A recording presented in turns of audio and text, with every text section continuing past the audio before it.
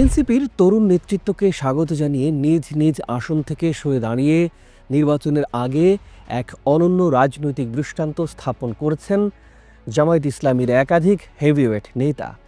দলের নীতিগত সিদ্ধান্তের প্রতি নিঃশর্ত আনুগত্য এবং জুলাই বিপ্লবের প্রতি গভীর আস্থার সম্মিলনে এবার বদলে যেতে বসেছে জামায়াত এনসিপি জোটের রাজনৈতিক ভবিষ্যৎ।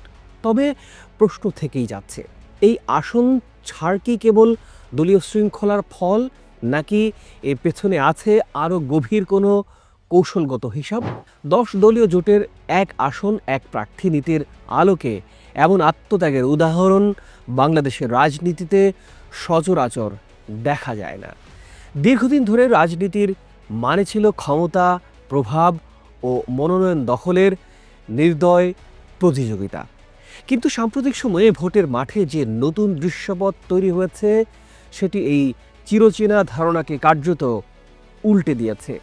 সাধারণত জাতীয় সংসদ নির্বাচন ঘনিয়ে এলে দলীয় টিকিট নিয়ে অভ্যন্তরীণ কোন্দল, গ্রুপিং ও প্রকাশ্য বিরোধ তীব্র হয়ে ওঠে, যেটি আমরা দেখতে পাচ্ছি বিএনপির মধ্যে এখন বিভিন্ন আসনে চলছে। কিন্তু সব প্রচলিত চিত্র ছাপিয়ে এখন দেশের রাজনৈতিক আলোচনার কেন্দ্রে উঠে এসেছে সদ্য গঠিত 10 দলীয় জোট ও তাদের ব্যতিক্রমী সমঝোতা। বিশেষ করে জামায়াত ইসলামী ও জাতীয় নাগরিক পার্টি এনসিপির আসন ভাগাভাগি এরই মধ্যে রাজনীতিতে বড় ধরনের চমক সৃষ্টি করেছে। এই জোটে গ্রহণ করা হচ্ছে এক বাক্স নীতি, অর্থাৎ একটি আসনে জোটের কেবল একজন প্রার্থী প্রতিদ্বন্দ্বিতা করবেন। অন্য দলগুলো প্রার্থী না দিয়ে সেই একক প্রার্থীর পক্ষে সর্বাত্মকভাবে মাঠে নামবে।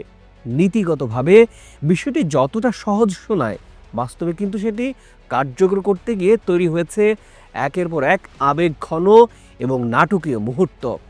আর সেই কারণেই এবারের নির্বাচনী রাজনীতি আগের যে কোনো সময়ের তুলনায় বেশি গভীর আলোচনার কেন্দ্রে চলে এসেছে।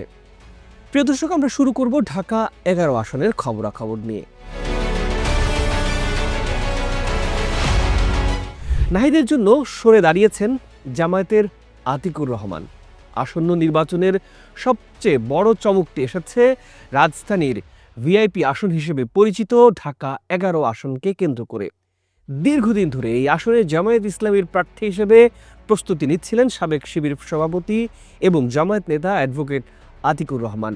প্রায় 10 মাস ধরে গণসংযোগ, মিছিল, সভা সমাবেশ নিরলসভাবে যুক্ত থেকে তিনি এই এলাকাটিতে শক্ত অবস্থান তৈরি করেছিলেন। ফলে এই আসনে তার প্রার্থীরা ছিল অনেকটাই প্রত্যাশিত। কিন্তু এনসিপির সাথে চূড়ান্ত জোট সিদ্ধান্ত ঘোষণার সঙ্গে সঙ্গে কোনো দ্বিধা বা সময়ক্ষেপণ ছাড়াই তিনি নিজের প্রার্থিতা ছেড়ে দেন এনসিপি নেতা নাহিদ ইসলামের জন্য। এই সিদ্ধান্ত রাজনৈতিক অঙ্গনে যেমন বিস্ময় তৈরি করেছে, তেমনি জন্ম দিয়েছে গভীর এক আবেগের। সামাজিক যোগাযোগ মাধ্যমে দেয়া এক পোস্টে আতিকুর রহমান লিখেছেন, আলহামদুলিল্লাহ, দীর্ঘ 10 মাস 22 দিন পর আজ এক বড় জবাবদিহিতার দায়িত্ব থেকে মুক্তি পেলাম। এই বক্তব্যে ছিল না কোনো আক্ষেপ কিংবা ক্ষোভ, বরং স্পষ্ট ছিল কৃতজ্ঞতা ও আত্মতৃপ্তির সুর। তিনি জানান, সংগঠনের সিদ্ধান্তের প্রতি তার পূর্ণ আনুগত্য রয়েছে।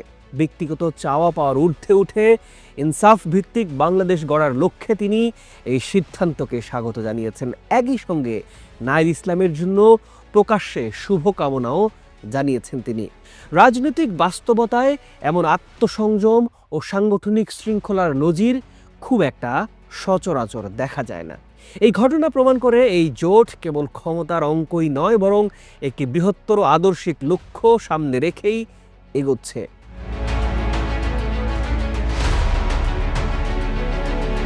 প্রিয় দর্শক, এবার আসি কুমিল্লা 4 আসন। হাসনাতের জন্য এখান থেকে সরে গেলেন সাইফুল ইসলাম শহীদ। কুমিল্লার দেবিদ্বার বা কুমিল্লা 4 আসনটি দীর্ঘদিন ধরে কৌশলগতভাবে খুবই গুরুত্বপূর্ণ। এবারের নির্বাচনেও এই আসন ঘিরে দেখা গেছে এক ব্যতিক্রমী রাজনৈতিক দৃশ্য। এনসিপির পক্ষ থেকে প্রার্থী হিসেবে সামনে আসেন হাসনাত আবদুল্লাহ। এই প্রেক্ষাপটে জামায়াত ইসলামীর প্রার্থী সাইফুল ইসলাম শহীদ স্বেচ্ছায় নিজের প্রার্থিতা প্রত্যাহার করে নিয়েছেন।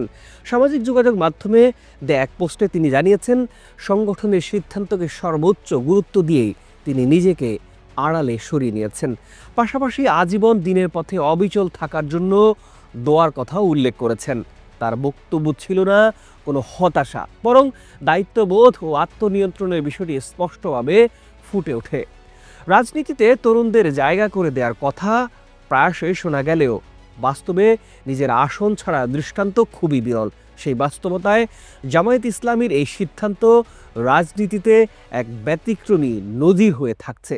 এই ঘটনাগুলো প্রমাণ করে এই জোট কেবল ক্ষমতা হিসেবেই রাজনীতি করছে না, বরং ভবিষ্যৎ নেতৃত্বের প্রতি আস্থা রেখে একটি দীর্ঘমেয়াদী রাজনৈতিক ভিত্তি নির্মাণের চেষ্টা চালিয়ে যাচ্ছে। বিশেষ করে 2024 সালের গণঅভ্যুত্থানের নেতৃত্ব দেয়া তরুণদের সংসদে যাওয়ার পথ সহজ করে দেওয়ার মধ্য দিয়ে এই বার্তাটি আরও স্পষ্ট হয়েছে।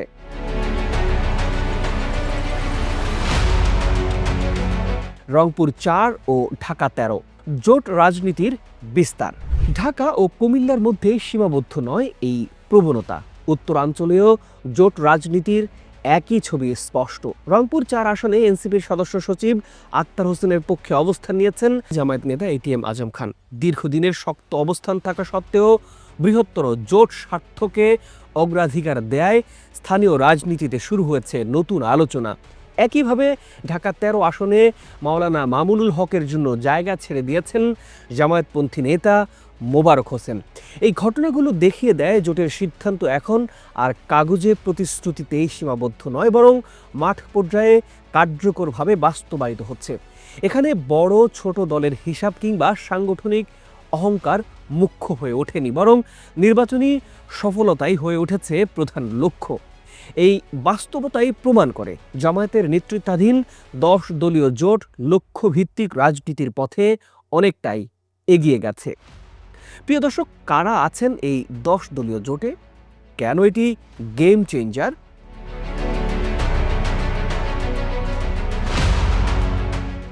দীর্ঘদিন ধরে বাংলাদেশের রাজনীতি মূলত আওয়ামী লীগ ও বিএনপি এই দুই বলয়ের মধ্যেই আবদ্ধ ছিল। শক্তিশালী কোনো তৃতীয় শক্তির উত্থান কার্যত সম্ভব হয়ে ওঠেনি। কিন্তু বর্তমান বাস্তবতা সেই চেনা কাঠামো ভাঙতে শুরু করে দিয়েছে। জামায়াত ইসলামী সহ সমমনা 8টি দল আগে থেকেই একটি যৌথ প্ল্যাটফর্মে সক্রিয় ছিল। সেই কাঠামোর সঙ্গে যুক্ত হয়েছে এখন জাতীয় নাগরিক পার্টি এনসিপি এবং কর্নেল অলি আহমেদের নেতৃত্বাধীন লিবারেল ডেমোক্রেটিক পার্টি বা এলডিপি। বিশ্লেষকদের মতে এই সংযোগ কেবল সংখ্যাগতই নয়, বরং কৌশলগতভাবে অত্যন্ত গুরুত্বপূর্ণ। একদিকে এনসিপির মাধ্যমে জুলাই আন্দোলনের থেকে উঠে আসা তরুণদের উদ্দীপনা ও পরিবর্তনের আকাঙ্ক্ষা যুক্ত হয়েছে। অন্যদিকে জামায়াত ও এলডিপির মাধ্যমে এসেছে দীর্ঘদিনের সাংগঠনিক অভিজ্ঞতা ও মাঠ পর্যায়ের শক্ত কাঠামো। এই প্রজন্মগত শক্তি ও অভিজ্ঞ রাজনীতির সমন্বয় জোটকে দিয়েছে ভিন্ন একটা মাত্রা। ফলে অনেকেই এই 10 দলীয় জোটকে প্রচলিত রাজনৈতিক মেরুকরণের বাইরে একটি কার্যকর বিকল্প শক্তি হিসেবেই দেখছেন। কর্নেল অলি আহমেদের এই জোটে যোগদান রাজনৈতিকভাবে অত্যন্ত তাৎপর্যপূর্ণ। শহীদ রাষ্ট্রপতি জিয়াউর রহমানের ঘনিষ্ঠ সহচর হিসেবে জাতীয়তাবাদী ঘরানার ভোটারদের কাছে তার গ্রহণযোগ্যতা রয়েছে। বীর বিক্রম খেতাবপ্রাপ্ত একজন মুক্তিযোদ্ধা হিসেবে তার উপস্থিতি জোটকে দিয়েছে নৈতিক ও ঐতিহাসিক একটা শক্তি। বিশেষ করে জামায়াতের সঙ্গে তার একত্রিত হওয়া দীর্ঘদিনের ৭১ বিরোধী তকমাকে নতুন করে প্রশ্নের মুখে ফেলেছে। একজন স্বীকৃত মুক্তিযোদ্ধার উপস্থিতি দলটির বৈধতা ও গ্রহণযোগ্যতা অনেকটাই বাড়িয়ে দিচ্ছে। তার দীর্ঘ রাজনৈতিক অভিজ্ঞতা ও কৌশলগত দৃষ্টিভঙ্গি জোটের নেতৃত্ব ও স্থায়িত্বে যুক্ত করেছে নতুন শক্তি। ফলে আগামী নির্বাচনে এই 10 দলীয় জোটের প্রার্থী ও ভোট ব্যাংক আরও কার্যকরভাবে কাজে লাগানো সম্ভব হবে। জামায়াত নেতা ডক্টর শফিকুর রহমান সাম্প্রতিক সংবাদ সম্মেলনে 10 দলের ঐক্য ও আসন সমঝোতার বিষয়ে আত্মবিশ্বাসের সঙ্গে জানিয়েছেন, এই সিদ্ধান্ত পারস্পরিক আলোচনা ও কৌশলগত বৈঠকের ফল। অন্যদিকে এনসিপির আহ্বায়ক নাহিদ ইসলাম স্পষ্ট করেছেন, এই জোটের লক্ষ্য কেবল নির্বাচনী নয়, বরং নির্বাচনের পর দেশ গঠনের দায়িত্বেও একসঙ্গে থাকা। বিশ্লেষকদের মতে একক প্রার্থী নীতির বাস্তবায়ন প্রতিপক্ষের জন্য বড় চ্যালেঞ্জ হয়ে দাঁড়াবে। ভোট বিভাজনের সুযোগ থাকবে না, তরুণ ভোটারদের আবেগ, মাঠের সংগঠন ও অভিজ্ঞ রাজনৈতিক কাঠামোর সমন্বয়ে এই জোট এরই মধ্যে আত্মবিশ্বাসী অবস্থানে পৌঁছে গেছে।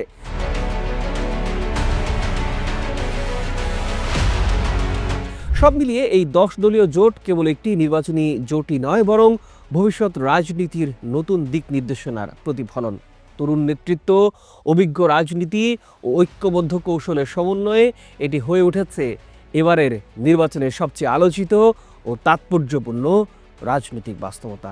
প্রিয় দর্শক, আপনার আসনের বিস্তারিত আমরা জানতে চাই। কমেন্ট করে আপনার আসনের খবরাখবর আমাদের জানাবেন, আর আপনার পরামর্শ আমরা জানতে চাই।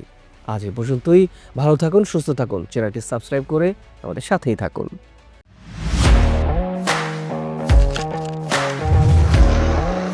প্রফেশনাল স্টুডিও খুঁজছেন? ঢাকার প্রাইম লোকেশন নয়াপল্টনে দেশ সমাচার স্টুডিও আপনার কন্টেন্ট প্রোডাকশনের নির্ভরযোগ্য ঠিকানা। এখানে পাবেন 4K ক্যামেরায় মাল্টি অ্যাঙ্গেল রেকর্ডিং, আছে গ্রিন ও ব্ল্যাক স্ক্রিন সেটআপ, উন্নত মানের মাইক্রোফোন ও sound proof voice over booth. আপনার পছন্দ মতো স্টুডিও ডিজাইন করার সুযোগও থাকছে।